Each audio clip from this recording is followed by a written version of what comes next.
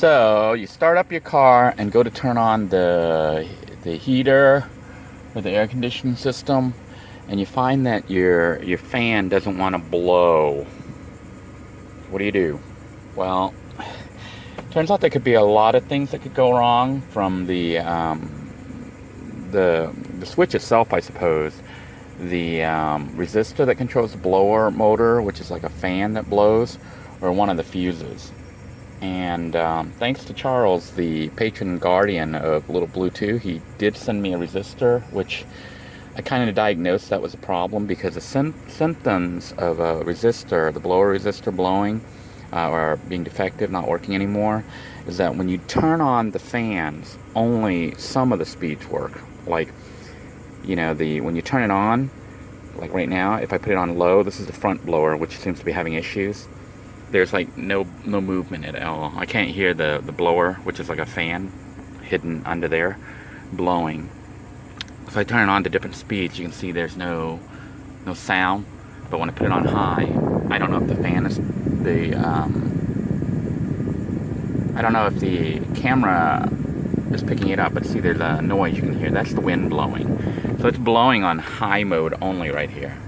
But when I put it to the other speeds, it doesn't want to blow. And the rear also doesn't seem to work until I put it on high. I don't know if you can hear it back there, but now it's currently on and blowing in the back. But at all the front speeds here, it doesn't want to seem to blow, which means the unit works. You know, the power's going. When I switch it on, the switch is working, or at least in those modes. So we know it's probably not a fuse or relay issue, which I'll show you here in a second. If it had been a fuse, when you turn it, I don't think any of them will work. Well, I know none of them will work, even though the power light comes on and says you're getting power here. But it wouldn't work. Let me show you where those are located. That's the first thing I would check. If when you turn it on, you get nothing at any speed. But in this case, we know it works at high, at the strongest setting, which means the fuses and I think the relays should be working correctly. So let's take a look at those. The fuse and relays will vary by your location on your personal vehicle, but on Little Blue 2, which is a 2003 Dodge Grand Caravan, it's located right here next to the battery. And to remove the cover, you just push this little tab and lift it up. Then it's got like a layout here, a schematic of where all the fuses and the relays go. So you basically look for the ones that say like blower. And in this case, let me see if I can find it here and see it. We can see there's it says like one of the top ones here. This one right here, let me see if I can find it here. Says front blower right there. That's a relay, not a relay, a fuse for the front blower, which is this one right here. See, it says the second one. So it's this one, which I checked, and it was still working. It hasn't busted, so we know it's not the fuse. And then there was also a relay here. It says front blower relay. This one right here, which Charles sent me a second, relay as well, because he wasn't sure if it was a relay or if it was a resistor. Well, both got replaced, but I double-checked them and made sure that that wasn't the problem. We already know, based on the unit working, just not working correctly, that it would work and blow in only the high mode right here. You can hear it right there, and I can feel the wind blowing right now, but it wouldn't do it in the low. So we've kind of narrowed it down to probably the blower resistor. So we're going to go ahead and take a look at that right now. It's located under the glove compartment. So I'm going to shut the car off and show you how to get access to that. On my 2003 Dodge Grand Caravan, the blower is located underneath the dash here by the passenger side. Here we are at the blower, and we're trying to access the blower resistor or transistor. I think it's a resistor. Transistor? I don't know. Anyhow, this is how you access it. As you can see, I'm not really a car mechanic, but thanks to Charles and other viewers who have helped me to pinpoint and troubleshoot how to fix this, I was actually able to get this working. So I tested it and it does work, but we're going to go ahead and show you how to access it, okay? You open up the glove compartment, and then there's these little knobs here that actually hold it in place. I don't know if you can see that, but what you do is you push this in so it comes out like that, and you do the same on the other side. Now, obviously, it's a little harder doing it one-handed, but you can see how it comes up and it just pops down. Then you can see the resistor pack here. I think it's the resistor. Yeah, I think it's the resistor. But it simply bolts into the unit itself right there, and it's held. I mean, it's connected by these wires, which can be removed by pushing. There's like a little tab here on the left here on this green and black wire. So I push that in and I wiggle it and to get it out. Now, I'm not going to do it with one hand. And the other thick wire here has a little push tab here on the bottom. I don't know if you can see that right there. Let me try to get that in focus for you.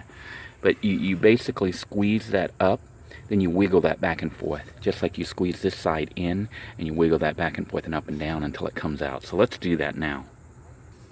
Now, I had actually done this with two hands, because you kind of need two hands to do this, but I did push that in and wiggled it, and it just simply pulls out like that. And that's what you get as a connector that plugs right in.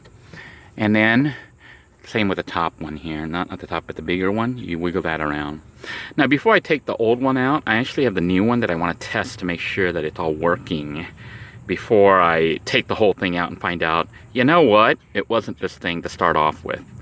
So let's go ahead and grab the one that Charles sent me, and I think he bought me a brand new one to make sure that it works, because sometimes this part apparently, I think it's a transistor or resistor, it goes out a lot. So if you pull one from a junk vehicle, there's a chance it may not work. So Charles didn't want to take that chance, and I think he went ahead and bought me a brand new one. So this is what the new unit looks like, and it looks kind of like a credit card with the connector on the end where the cables will go. And all we're going to do before we take the old one out is we're going to put the new one in and check it to make sure it actually works before we remove the old one, put the new one in its place, and call it a day. So let's plug it in and see what happens. So I've basically taken the new one here that Charles sent to me, and I plugged in the cables here and making sure that they're all seated correctly. And we're going to test it out right now by just starting the car up. Starting up a little Bluetooth here. The camera's having issues with focus here. So the vehicle has been started, and now we're going to check out the fan and see if it blows at all the different speeds. So, blow. And I can feel the wind blowing. It's hard to hear the motor, but I can actually feel the wind blowing. Wow, this is dirty inside. I didn't realize how dirty that is inside. Look how dirty that is. Ugh, disgusting. Anyhow, it is blowing at the lowest setting. Medium speed, it's blowing even more. And a little bit higher, and it's blowing. I don't know if you can hear the blower here. It's making noises now. So the resistor pack, I'm going to call it resistor pack, has fixed the problem. So right now, I can feel the wind blowing high on me. I can feel blow it low, medium, lower, and really low. And let's check the rear. Can't really hear it, but it's probably blowing. I'd have to go back in the back to feel it, but at high mode it works. I can hear it right now. So all these different modes seem to be working, and that seems to have fixed it. So now it's just a matter of unbolting the existing unit and putting the new unit in place, and we can call it a day, and little Bluetooth is blowing correctly. The other issue will be trying to diagnose and fix the air conditioning system, which Charles said he's going to try to help me troubleshoot it. I just need to follow some steps. It's just been an issue of basically doing it and making sure I had the time, but I've been in a time crunch here on this end, just trying to close things out. So stay tuned for those episodes. Hopefully we can figure it out and get it working. Until next time, everybody, thank you for tuning in. I hope you all have a fantastic day. As you can see, I've replaced the older pack with the new one. Just wanted to show you the differences. This is the original pack that was... focus issues here. This is the original pack that was inside there. I've taken it out by unbolting it. But just wanted to point out it looks different than the new one, but they both work the same. So, if you go to replace yours and it doesn't look the same, don't be too alarmed. This is what the old, this is a resistor. It was, by the way, be warned, it was hot, and so was the one that I tested. So if you turn it on, plug it in, and check it out, it gets really, really hot. So try not to touch it. I touched it, and it was hot because I'd run it. So I guess in the old days, they had these coils that went across, and that's what's making it so hot. But that's how you do it.